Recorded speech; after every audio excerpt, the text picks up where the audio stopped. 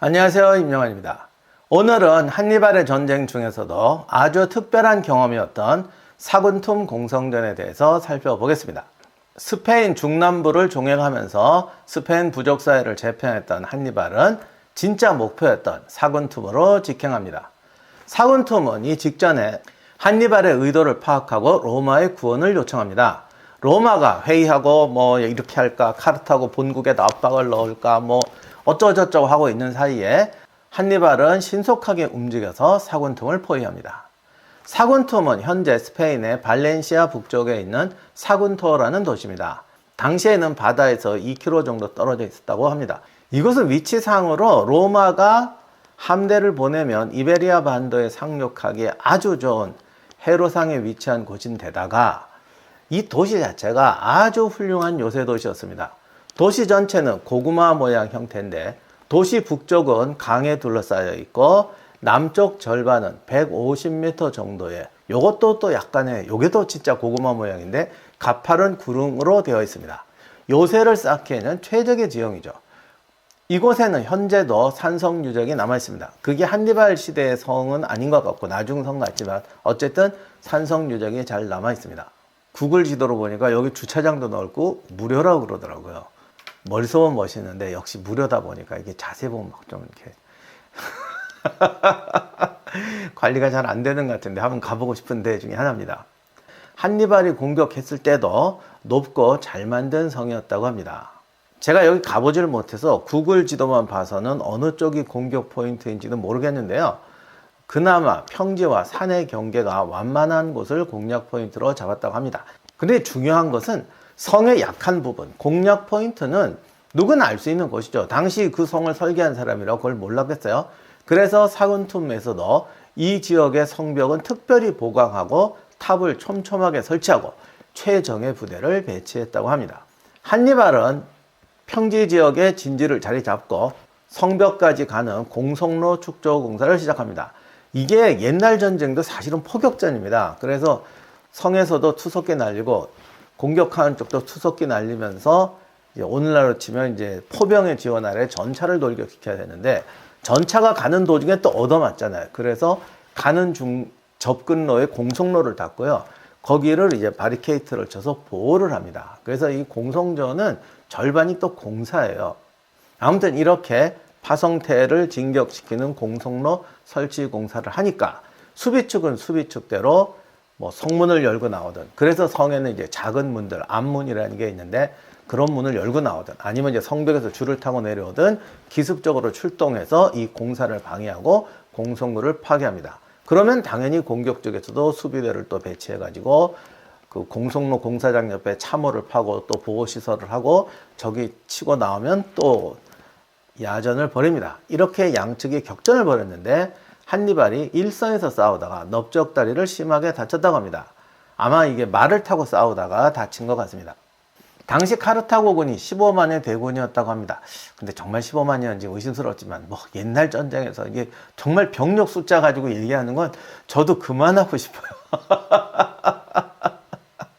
그래도 일단 기록이 있으니까 참고용으로 말씀을 드립니다. 아무튼 카르타고군이 병력이 많았던 건 확실하니까 병력의 우위를 활용합니다. 성의 공략 포인트가 한 군데만일 수는 없잖아요. 그래서 여러 군데를 동시다발적으로 공격하는데 여기서 이제 병력의 우위가 왜 중요하냐면 여러 군데를 동시다발적으로 공격하면 병력이 적은 수비대는 여러 군데로 분산되게 되죠. 병력이 2분의 1로 줄어들면 전투력이 절반으로 줄어드는 게 아니라 10분의 1로 줄어들 수도 있습니다. 근데 이거보다 더 중요한 게 뭐냐면 교대예요.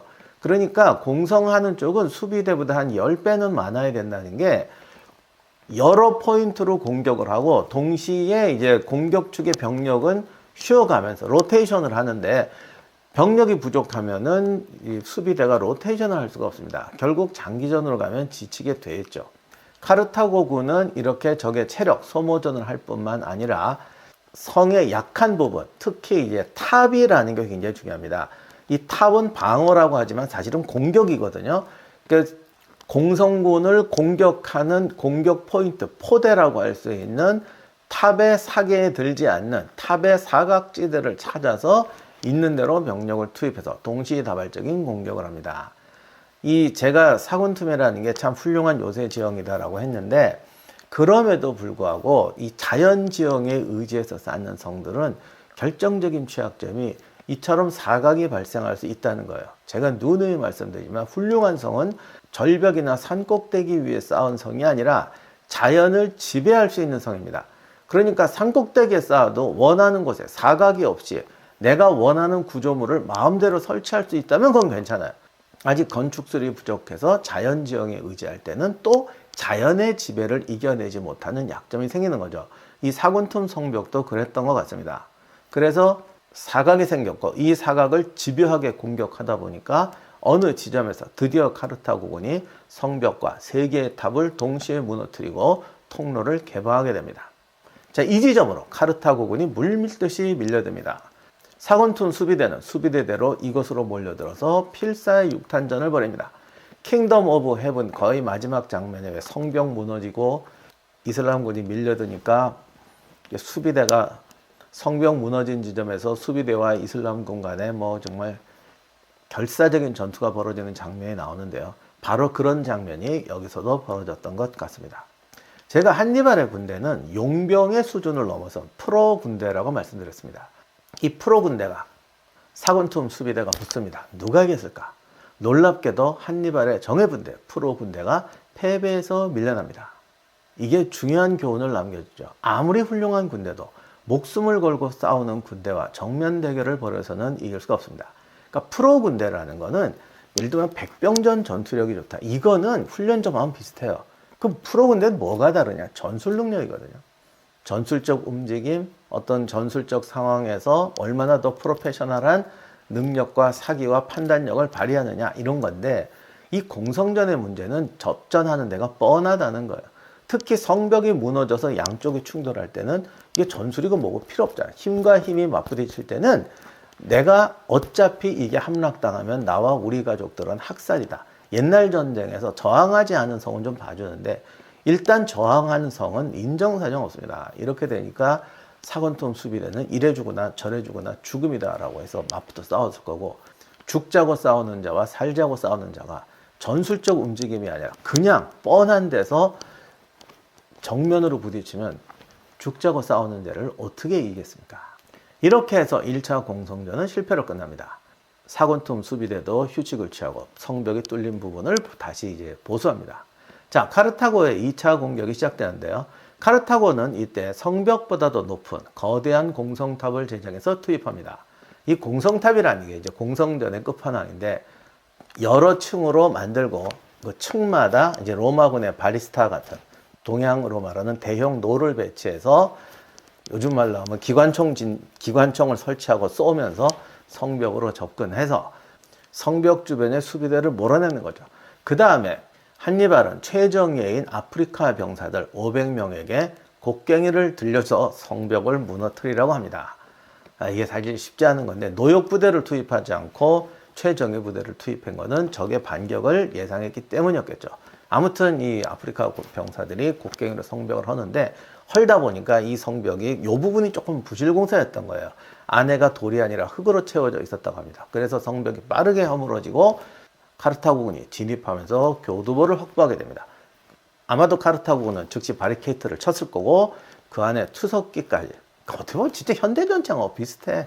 교두보 만들고 포병대 배치해야 교두보가 완성되는 거거든요. 포병대까지 배치하면서 완전히 거점을 확보합니다. 자, 이렇게 되면 이제 전투가 끝나느냐? 아니죠. 훌륭한 요새는 항상 성벽을 2중, 3중으로 썼습니다. 지금 보여지는 사군툼 요새가 당시 요새가 아니라고 해도 구조는 비슷하겠죠. 가만히 보시면 여기저기 섹터들이 있습니다. 벌집 모양으로 여러 섹터를 설치해서 저항합니다. 시간이 걸리고 카르타고 군의 희생도 늘었지만 이런 섹터들이 하나하나 함락되고 최후의 중앙 요새로 카르타고 군이 접근하기 시작합니다. 누가 봐도 사군툼이 살아날 가망이 없어요. 유일한 희망은 로마군이 와주는 건데 얘들도 안 옵니다. 결국 최후의 순간이 되자 사군툼 원로원의 지도자들이 포rum이라고 도시 중앙 광장에서 도시의 모든 귀금속을 있는 대로 모아서 불사르고 자신들이 불 속으로 뛰어들어 죽습니다. 따라 죽진 않고 살아남았던 사람들도 많았죠. 그러나 이 사람들은 카르타고군에게 학살됩니다. 간신히 살아남은 자는 노예가 됩니다. 한니발은 최후 공세를 위해서 약탈과 약탈물은 모두 병사들에게 주겠다고 약속을 했습니다. 이 시대 전쟁이 다 그렇긴 하지만 잔인한 학살과 약탈극이 벌어집니다. 폴리비우스는 사군통 공격에 한니발이 8개월을 끌었다고 했습니다. 로마사의 저자인 리비우스는 이 설에 대해서 반박을 합니다. 아무리 봐도 8개월은 아니다. 다만 리비우스도 정확히 몇 달이었는지는 얘기하지 못했습니다. 제가 봐도 8개월은 아니었던 것 같은데 한 3개월에서 5개월 사이 아니었을까 싶습니다. 이 사군툼 전투는 한니발 전사에서 상당히 중요합니다. 일단 사군툼 함락은 한니발이 이탈리아 원정을 떠나기 위한 마지막 스페인에서의 평탄 작업이 됩니다. 그러나 사군툼 공성전은 이제부터 본격적으로 시작되는 한니발 워에서 그 이상의 영향력을 가집니다. 한니발 입장에서 사군툼 공성전은 5개월이 걸렸든 8개월이 걸렸든 사실 아주 잘한 전투입니다. 이런 요새를 3개월, 5개월 만에 함락시킨다는 게 쉬운 게 아니에요. 카르타고군의 공성 능력도 대단했다는 것을 증명해 주고 있죠. 그러나 전술과 작전의 천재로서 항상 최소 희생으로 최대의 효과를 얻는 게 한니발의 장기라고 하면 이 공성전에서는 이 한니발의 능력이 100% 발휘가 안 되는 거죠. 왜? 성이라는 건 공략 포인트가 뻔하고 뻔한 장소에서 격돌해야 됩니다. 그러니 아무리 전술의 천재, 작전의 천재라고 해도 적을 내가 원하는 장소에 끌어들여서 예기치 못한 곳에서 승부를 거는 이런 전술 능력을 발휘할 수가 없는 것이죠. 한니발은 바로 이런 점에서 공성전의 문제와 한계를 절실하게 깨닫는 계기가 되었던 것 같습니다. 나중에 이탈리아 원정 중에 한니발은 공성전을 극도로 회피합니다. 로마의 야전군 3분의 1을 섬멸하는 승리를 무려 2번이나 거두는데 그때마다 로마로 직행해서 로마를 함락하자는 의견을 한니발이 거부합니다. 이런 결정을 내린 데는 비록 승리했지만 사군툼 공성전에서의 악몽이 작용했던 것이다 라고 해석하는 경우가 많습니다. 이는 근대 역사학자의 해석이 아니라 로마 시대 한니발 전쟁을 기록했던 로마 역사가들의 공통된 견해이기도 합니다. 정말 그것이 원인이었는지 또는 그것이 유일한 원인이었는지는 앞으로 살펴보겠습니다만 사군툼 공성전이 아무튼 한니발에게 큰 충격을 남겼던 건 분명한 것 같습니다. 다음 시간에는 피레네 산맥을 넘어 알프스로 가는 여정에 대해서 살펴보도록 하겠습니다.